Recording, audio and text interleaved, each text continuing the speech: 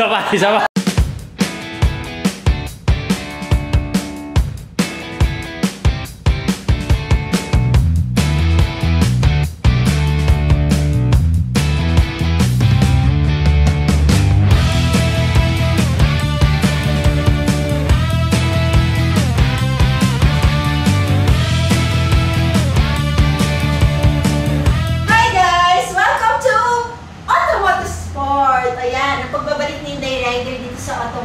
Sa Pasig.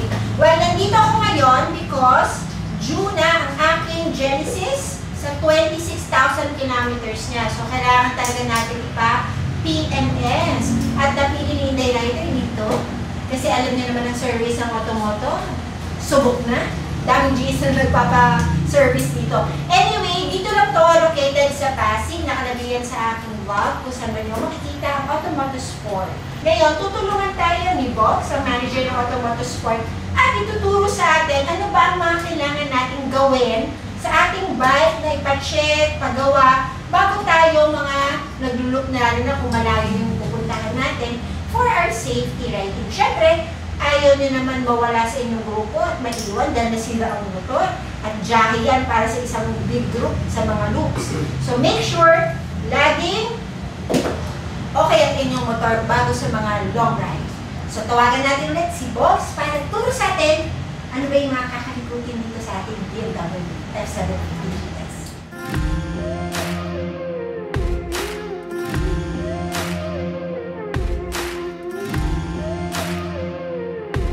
Hi guys! Andito kami ngayon with Box, ang manager ng Automoto Sport. Yeah, pag may problema, kung ikaw may problema, huwag mag-atubli tumawag kay Box. Ay nako, sobrang sipag nito. Di mo kayang dalhin yung motor mo dito sa shop nila. Ay, may special service sila. Pick up. Kahit saan lupalop ka pa ng Pilipinas. Diba? Saan lupalop eh, no? Hindi, totoo yun, di ba, Box? Pwede naman. They have services na kapag hindi nila kaya, or wala silang time to bring their bike for service, si Box mismo ang magpapapick up ng inyong bike at para ma-servicean. Malaking tulong yun. Ano yan? Pick up and deliver yun. Pick up and deliver. O, okay, diba? Road test, kasama na road test. O, diba? Service deluxe here at Automoto Sport. Hi, I'm Box, General Manager of Automoto Sport in Pasig. So, ayan ating mga paggagawa ngayon for our 20, kasi nasa 26,000 kilometers ng biyahe. Parang lespag na siya. Pero hindi. Doon sa ganitong biyahe, ano ba talaga ang dapat sinecheck? Anong gagawin natin sa ating BMS? Yung basic talaga muna. Una, change oil. Yes. Tapos yung mga brakes. Linis, adjust, lubricate, tsaka check ng mga brake line. Okay. Sunod, chain. Linis din, adjust, lubricate, tsaka check ng mga kung ano-ano man dyan, mga link. Kasi yung mga link niyan, minsan hindi napapansin. Akala nyo okay yung kadena, pero pag pinaikot niya yan, minsan may matigas na part. So, check mo siya lahat. Kung okay lahat yung buong ikot ng kadena. Okay, buong ikot ng kadena. Mga, clutch, cables, nilubricate to. Oh, yun. Yung adjustment yan sa daliri mo kung tama pa. Same sa brake, lubricate. Pati yung mga tornilyo niyan, kaya ginagrasahan yan kasi nakakalimutan din yan. Oo nga, no. Spark plug, yung spark plug, hindi naman siya kailangan pang buksan. Pero dahil madalas kang bumabiyahe at nagdulog ka, checkin na rin natin. For sure lang, di ba? Kasi hindi natin masabi. For safety. Yes, sunod yung tire.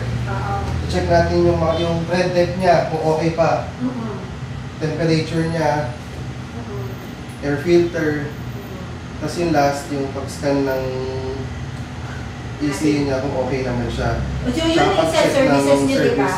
Yun yung nakakatuwa sa Automoto Sport kasi they have this yung gamit para mag-check ng electronic ito, di ba? Ano ba tawag? OBD. OBD. On-board diagnostic. So, pag-check siya ng mga fault code, pag-adjust ng mga service overdue. Okay. So, hindi na lahat kasi may ganon.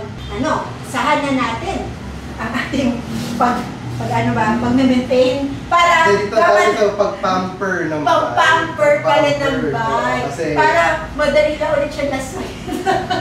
Hindi, kasi gagamitin natin sa Mindoro Look with the Motorismo team. So, kailangan talaga For safety, lahat maayos. Yes, Ayun. check lahat yan ha, pati yung mga headlight, signal light, Yeah. brake light, tail light, lahat check-in. Yun. For safety kasi, di ba? May minsan, babiyahe ng gabi, Yes. signal light ka, di mo alam, sira pala, Oo nga. sabit ka na. Oo. So yung pala lahat overall, pampering of my Genesis. So, yeah. Okay.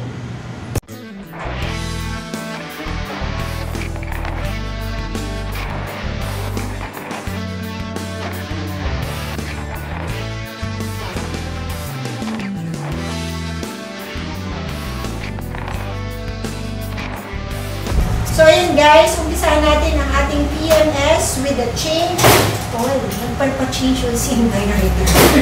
Anyway, tatanggalin natin yung lumang oil at gagamitin natin itong bagong oil ng ADNOC. Bakit na itong napili ko? Gusto natin subukan ang quality nito sa ating BMW X150 GS. Bakit ko napili ito? Because may accreditation siya, JASO, Japanese Automotive Standards Organization, and of course, accredited siya, kumbaga sa DOT, ECE ng mga helmet natin, sa motor oil, may mga ganun din. They call it nga the API, by American Petroleum Institute, and of course, the JASO. Patry natin ito sa motor, tamang-tama, magninindoro look tayo, so parang nagkakaroon tayo ng yung ADNOC challenge. Ayan, kuya. Kailangan to nasa max. Dito. Hanggang dyan ang dapat ang oil. Oo. Ayan. Ayan, max So, niya. unang Ayan, oil. max niya. Tapos ang pagsukat niyo ma'am, hindi ginaganon. Ayan, patong Dip lang, dip. Opo. Napatong lang ng ganyan.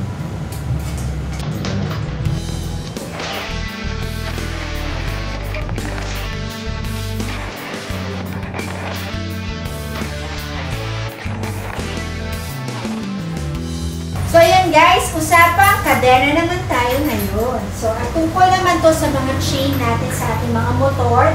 And dito si Bogs na may maraming alam. Ay papaturo tayo. So yun nga Bogs, ano ba importance na talagang inaalagaan natin ng mga chain? Una-una, kasama talaga sa maintenance to. So, siya yung transfer ng power from your engine transmission to your wheel. So, key factor siya para umandar ka. Oo. So kailangan talagang alaga siya. Oo. So, ang basic question dyan, Oo. malobay ka din ako. Ah, Kailangan bang i-adjust? Okay. kung Lagi ano, kayo kung tight or Yes, down, kung you have to tayo check. or tama. Every bike, hindi kasi gumagalaw yan eh. Tsaka umiikot siya, may mga roller pin sa gitna yan. So hindi pwedeng mahigpit, hindi rin pwedeng sobrang luwag. Pag mahigpit, banat yan. Ito. Pag maluwag naman, malaki yung play, pwedeng malaglag yung kadena, mawala sa sprocket. So parang ano din yung short, pag tayo lang masakal. Oo, pagsakal talaga. Pag masyadong maluwag naman, Kakawala. kakaproblema. Oo, kakawala. Oo, yun. So nakalilita ko bigla. Hindi, joke lang.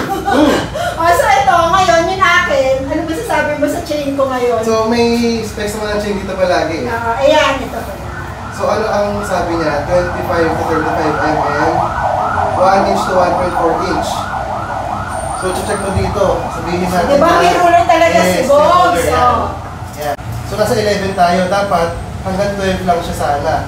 Pero Diba? lagpas mga Nasa 13. 12.5 na siya. Ay, 12.5. Ayun o, kalahati. Oo.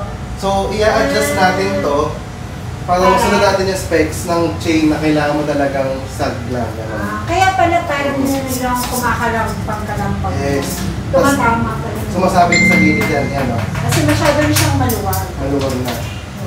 So yun. So importante talaga, minimaintain natin Minimaintain na tama. ng tightness yung Oo. ating motor. And it will depend then usually kung may sakay ka madalas o hindi. Kung kunyari single ka katulad ko. It doesn't matter naman. Hindi naman. It doesn't matter. So dapat yung tightness, it doesn't matter kung gaano kabigat. So tama lang talaga para if in case na may angkas ka, pwede di ba? Pwede na mag-angkas agad. Ayun. So ayan guys, so kailangan i-maintain lagi ang ating mga chain sa Yeah. sakto. Ngayon lilinisin natin. Kasi napakadumi ng chain ko. Nahiya ako. Kasi Kaya dahil kailan pa huli mong service. pero baka na yung service, nagpa-service pa ako natin. 20 kilometers sa atin. 20,000 kilometers. So ngayon, we're gonna use the Mototech chain cleaner. Ninisprayan din natin ng Mototech chain lube. So mamaya papakita ni Kuya John kung paano linisin ang aking napakaduming chain. Pakituruan na rin ako paano mag-home maintenance ng chain. So yan. Ang ginagamit ko talaga palinis ang inyong mga chain is yun talagang panglinis niya. Kasi meron itong mga O-rings in between the cadena. O yan, nag-research ako. O-rings. Yung O-rings kasi pag ginamitan nyo, let's say, iba kasi pinalilinis nila gasolina, nasisira yung O-rings na very important yung ingatan sa ating mga chain. So gamit lang kayo talaga ng mga agents na panglinis na pang-chain ng talaga. Yun talaga, kailangan dedicated. May isang bagay na dedicated sa isang bagay. Parang soulmate lang. Tulad ng Mototech. Tulad ng Mototech, soulmate ng chain kong napakadumi.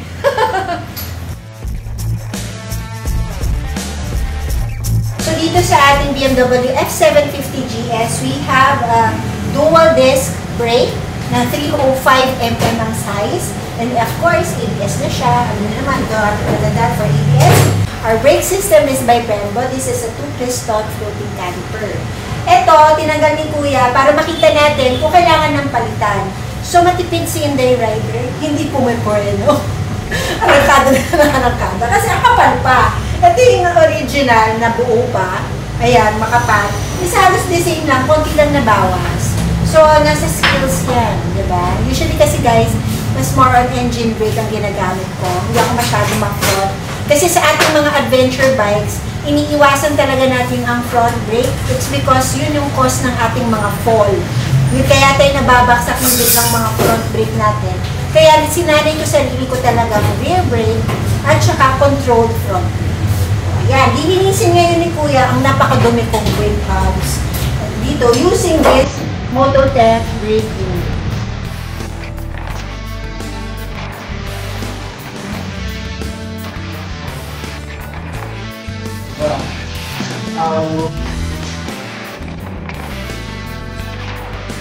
Part-time tayo dito. Kasi para may pambayad.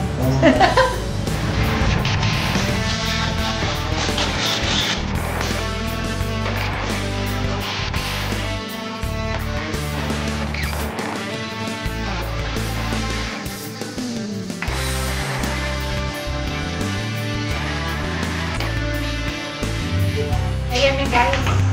So tapos na tayo sa ating PMS here at Ocho Motorsport. So ngayon na nung mga ginawa sa atin, we had our brakes, clean, our chain, super duming chain, super clean, at saka yung change oil. So salamat Agno for the oil na supply, and salamat sa ayuda. Maraming salamat din sa Mototech, we used the brands na panglinis namin, at meron na ako lesson learned today. Maglinis po talaga tayo ng chain para naman maganda ang ating maintenance na ating mo. So ngayon, nag-riser din tayo, getting ready for our long ride sa Mindoro para mas comfortable yung ating mga ride. Halos antukay ka na sa ride. So ayan guys, so ito okay na, super okay dito sa Auto Motorsport. Alam niyo ba? Kaya ako dito, social dito. Tapos si Kuya John pang gagawa. Ay grabe! Diba? Alaga. So ngayon, we're doing the final touches, checking lahat ng ating mga handlebar, butana, and later on, ito, yung board niya, diba? Yan, all over the place. Ayan, almost done. Ayan, good.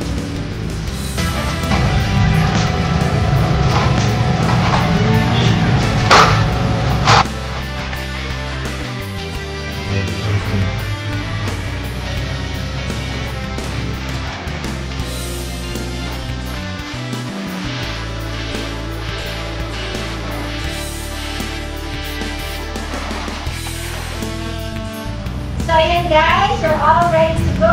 Natapos na rin ang ating PMS and all ready to go to Mindoro Road, the Motorismo team. So thank you Kuya John. So pag ganito kayo sa Auto Motorsport, hanapin niyo si John. At saka for any inquiries, nandiyan ang link ng Auto Motorsport kung meron kayo mga kailangan. Sanay silang gumawa ng mga GS dito, mag-service ng GS, and lahat ng klase ng big bikes, small bikes, they do service here. And may special kayong Wirings po. All, ano? Wirings po. Wirings. The wirings din, electrical, lahat yan, meron sila dito. And meron din silang pick up sa bahay at hatid din ng mga